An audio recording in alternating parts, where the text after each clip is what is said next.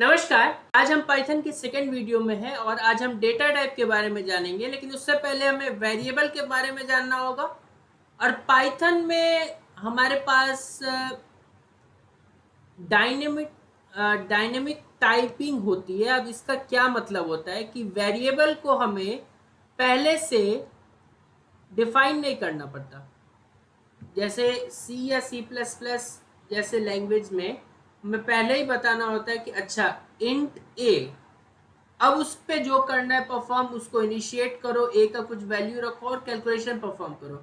लेकिन यहाँ पे हम डायरेक्टली ए का यूज करना चालू कर सकते हैं। जैसे एग्जांपल के लिए अब कुछ वैल्यू तो देना ही होगा, वरना फिर ये डिफाइंड ही नहीं होगा। तो अगर ए का वैल्यू हमने 2 रखा और देन ए प्लस 2 किया तो ये 4 बता रहा है। हमने ये नहीं बताया कि ए बुलियन टाइप है या इंटीजर है या कुछ और है। हमने डायरेक्टली ए का वैल्यू रखा और फिर ए का यूज कर लिया। तो इसको डायनेमिक टाइप बोलते हैं। जो अदर दूसरा तरीका है सी या सी प्लस प्लस वाला, उसमें स्टैटिक टाइप बोलते हैं, जिसमें हमें बताना पड़ता है। इसके अलावा हमारे पास वेरिएबल, जो कि मैंने यहाँ पे जैसे ए लिखा है, इसका कुछ कन्वेंशन है कि कुछ सेट ऑफ रूल्स है, जिसमें 3 रूल तो आपको याद रखना है। पहला कि नंबर्स, या फिर एक ही सिंपल वर्ड आता है अल्फा न्यूमेरिक, मतलब नंबर्स और लेटर्स के जितने भी कॉम्बिनेशन है उसको आप यूज कर सकते हैं अलोंग विथ अंडरस्कोर। तो इन तीनों के कॉम्बिनेशन से आप बना सकते हैं। दूसरा रूल है कि वो नंबर से स्टार्ट नहीं होना चाहिए। और तीसरा, variable name can not be a keyword. ठीक है, तो मैं इससे भी पूछ लेता हूं कि क्या इसकी राय है। Right rules for naming keyword in Python. तो कुछ ज्यादा ही बताएगा, कम तो बताएगा नहीं।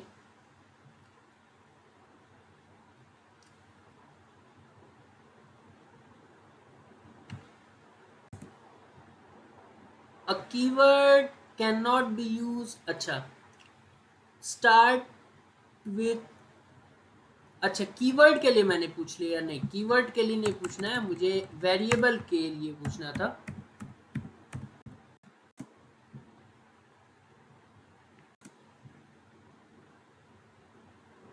Variable name can only contain letter, numbers and underscore. जैसा कि मैंने बताया, variable name can not start with a number. Variable name are case sensitive. ठीक है, वेरिएबल नेम शुड बी, ठीक है, डिस्क्रिप्टिव। रिजर्व्ड कीवर्ड को नहीं यूज कर सकते। तो सिंपल आप केस सेंसिटिव वाला याद रखें, नंबर से स्टार्ट नहीं हो सकता, अल्फा न्यूमेरिक रखना है और कीवर्ड का यूज नहीं कर सकते। इतना आप याद रख सकते हैं। अब कीवर्ड कौन कौन से होते हैं ये भी तो पता होना चाहिए। क्या हमें याद रखना होगा बार बार? नहीं, हम सिंपली कभी भी जब भी आपको फुर्सत मिले आप कीवर्ड का लिस्ट टाइप कर सकते हैं। इसके लिए ज़्यादा कुछ लिखना नहीं पड़ता, इंपोर्ट करना पड़ता है कीवर्ड। इसके पास कुछ सेट ऑफ पाइथन में जब भी हम इंपोर्ट करते हैं, दैट मीन्स अभी दिख रहा होगा कि कम लिख रहे हैं हम, लेकिन इसमें ऑलरेडी बहुत काम किया गया होगा। हमें बहुत कम लिखना पड़ेगा। दैट मीन्स हमें बस 2 लाइन लिखना पड़ रहा है। इंपोर्ट पहले तो कीवर्ड, और हम फिर चाहते क्या है, तो हम चाहते हैं कि प्रिंट करो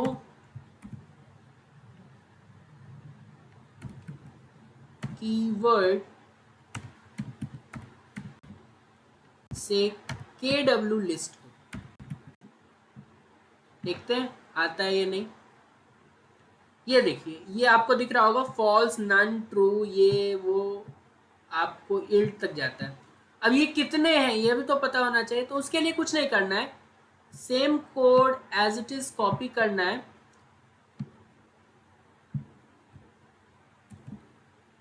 या फिर उतना कोड नहीं भी कॉपी करो तो इस लाइन से हमें मतलब है। और इसी में इसको लेंथ फंक्शन के अंदर डाल दो।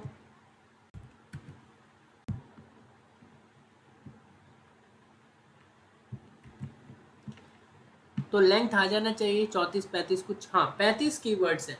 तो आप अवॉइड करें इन कीवर्ड को एज अ वेरिएबल नेम रखने में, अदरवाइज तो आपको रूल्स पता ही है। ट्राई टू बी सिंपल, जितना आप सिंपल रह सकें, ठीक है। तो ये तो था वेरिएबल का नेमिंग कन्वेंशन, ठीक है।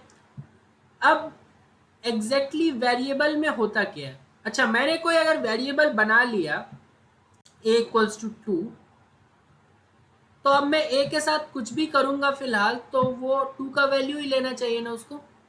जैसे a मल्टीप्लाइड बाय 3 6, तो यहाँ पे 6 आ रहा है। अब मैं चाहता हूं कि बहुत हो गया इस a का, अब इस a को हटा दो। तो वो काम हम कैसे कर सकते हैं, इस वेरिएबल को डिलीट कर देंगे हम। तो सिंपल सा डी लिखना है, और जिसको भी डिलीट करना है, जैसे मुझे ए को डिलीट करना है,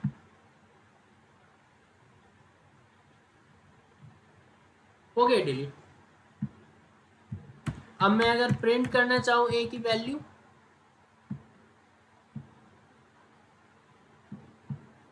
name A is not defined, ठीक है। तो क्लियर हो गया। अच्छा, इसके अलावा वेरिएबल काम कैसे करता है, एक और चीज ध्यान रखना होगा कि अगर मैं ए लिखता हूं 2, अगले लाइन में मैं ए लिख देता हूं 3, अगले लाइन में ए लिख देता हूं 2.5, तो क्या क्या वैल्यू आपको लगता है कि ए का प्रिंट होगा। तो अगर प्रिंट करें हम ए को, तो देखिए अब कौन सा वैल्यू प्रिंट होगा। तो जो भी रिसेंट वैल्यू होगा वो हमारे पास प्रिंट होगा, बाकी वो दोनों गार्बेज के पास चले गया। अब एग्जैक्टली काम कैसे करता है, इसके लिए हमें थोड़ा सा इसको देखना होगा। देखो, हमारे पास जब भी हम कोई वेरिएबल बनाते हैं तो होता क्या होगा कि जैसे ए नाम का वेरिएबल बनाया, तो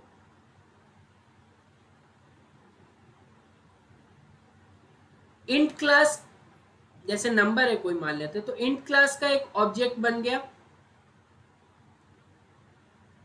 जिसमें जो भी वैल्यू हमने रखा या फिर नहीं रखा उससे फर्क नहीं पड़ता, लेकिन वो इंट क्लास का ऑब्जेक्ट बन गया। अब इसका कुछ आईडी होगा, लेट्स से 209678, कुछ भी हो सकता है, वो हम देख लेंगे, एक यूनिक नंबर होता है। और इस ए में उसका आईडी स्टोर होता है, तो यहाँ पे आईडी इक्वल्स टू लिख देते हैं, तो इसमें आईडी स्टोर होता है एग्जैक्टली ए में। तो ये इसको पॉइंट करता है, ना कि एग्जैक्टली ए वाले डब्बे में 2 रहता है। तो जब भी हम बोलते हैं वेरिएबल बनाया, तो एक इंट क्लास का ऑब्जेक्ट, अब ये इसके बारे में अभी ज़्यादा बोलने से कुछ मिलेगा नहीं, बहुत सारे क्लास है उसके ऑब्जेक्ट बनते हैं। तो जैसे यहाँ पे एक ऑब्जेक्ट बन गया, इस ऑब्जेक्ट का जो भी एड्रेस बोल सकते हैं आप कॉमन टर्म्स में, ठीक है। तो एड्रेस इस ए में स्टोर होता है, ना कि एग्जैक्ट वो वैल्यू। तो ऐसा कुछ होता होगा। अब मुझे कैसे पता चलेगा एग्जैक्टली कौन सा है, तो देखो, जैसे मैं फिलहाल आईडी ऑफ ए पता करूं,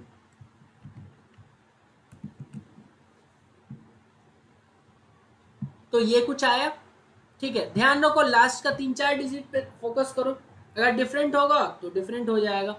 अब अभी क्या ए में था 2.4 ना, लेट्स से हम ए में 5 रख देते हैं, और अब आईडी ऑफ ए 4 है हम, तो कुछ तो डिफरेंट आना चाहिए। 13520 यहीं से डिफरेंट आ गया, दैट मीन्स ये एक अलग आईडी है। पुराने वाले का क्या हुआ, वो कचरा बन गया, मतलब वो कनेक्शन ही टूट गया ना। जैसे यहाँ पे था तो ये 2 बना, कहीं पे 2.5 हमने बनाया, तो एक बार में एक के साथ ही ये लिंक होगा ना, एक का ही एड्रेस यहाँ पे स्टोर हो पाएगा ना। तो जो भी रिसेंट वाला है उसी का आईडी यहाँ पे स्टोर होता है। जैसे अभी रिसेंट वाला हमने कौन सा बनाया है, हमने 5 बनाया है, तो 5 वाला बना होगा। और उसका जो भी आईडी है, जो भी नंबर है वो यहाँ पे स्टोर होगा। ठीक है, आप ज़्यादा एक बार फिर से रिकॉल कर लेंगे जब हम क्लास पे आएंगे तो। ठीक है, अच्छा आगे डेटा टाइप्स पे अब आते हैं। वीडियो को छोटा रखने की कोशिश करेंगे। तो डेटा टाइप्स कितने होते हैं हमारे पास? सिंपल नंबर्स हो सकते हैं जिसके डिफरेंट क्लास हो सकते हैं, इंट हो सकता है, फ्लोट हो सकता है, या फिर कॉम्प्लेक्स नंबर हो सकता है, या फिर हमारे पास बूलियन हो सकता है, या स्ट्रिंग हो सकता है। ठीक है, तो इतना तो होता है। अब इससे भी हमेशा पूछ लेना चाहिए कि list all data types in Python.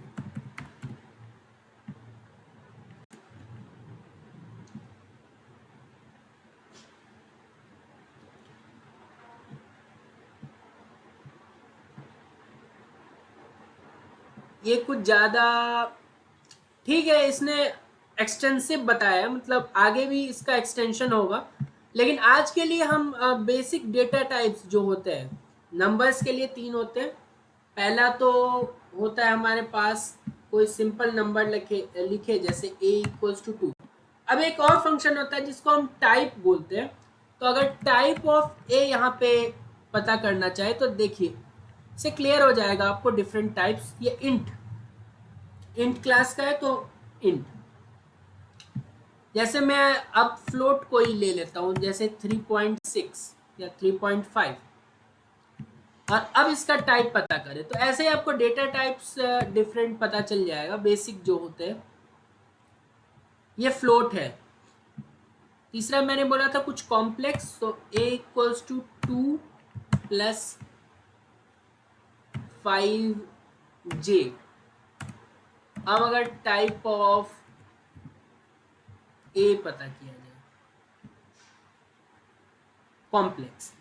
ठीक है, इसके अलावा ए में हम ट्रू भी रख सकते हैं। देखिए ए के साथ ही हम सब कुछ कर रहे हैं, उसको फर्क नहीं पड़ रहा उससे, वो अपना आईडी बदलते जा रहा है, जो कि ए में रखा जा रहा है वो आईडी चेंज होते जा रहा है बेसिकली, तो कनेक्शन टूट जा रहा है। a= ऐसा कोई हार्ड कनेक्शन नहीं होता, मैंने बस समझाने के लिए बताया। a=ट्रू है जैसे, तो आप अगर टाइप पता करना चाहें, इसने ऑटो करेक्ट कर दिया, तो टाइप ऑफ ए बूल। ठीक है, सेम इज फॉर फॉल्स। और अब स्ट्रिंग के भी बहुत तरीके हैं, या तो आप सिंगल कोट्स में रखें, या तो आप डबल कोट्स में रखें, ट्रिपल कोट्स में, या 3 डबल कोट्स में, आपकी मर्जी है। तो अब अगर इसका टाइप पता किया जाए,